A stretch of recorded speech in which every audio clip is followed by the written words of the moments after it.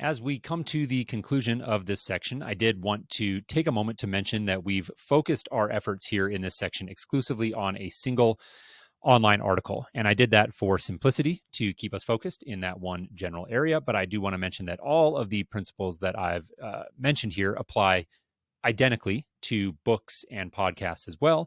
And I wanted to quickly mention those, and jumping over to Readwise here, mention that the Readwise platform does provide you with the ability to link your Kindle account as well as the Air podcast player, which is a very popular podcast player in the Roam community. It is a really cool app because it allows you to actually add highlights to podcasts.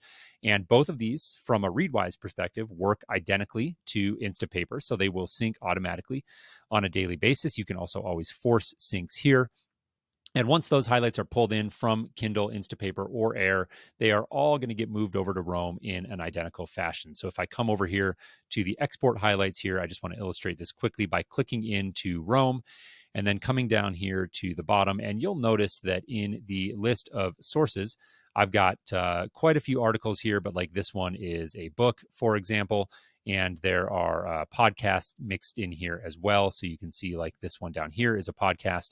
And so the point that I want to make here is that when you set up your Readwise account and connect it with these other platforms, all of those highlights are going to come over to your graph when you do an export, and they are all going to follow the same format using, again, that metadata at the top, as well as the highlights here down here at the bottom. And then from there, my processing method is exactly the same.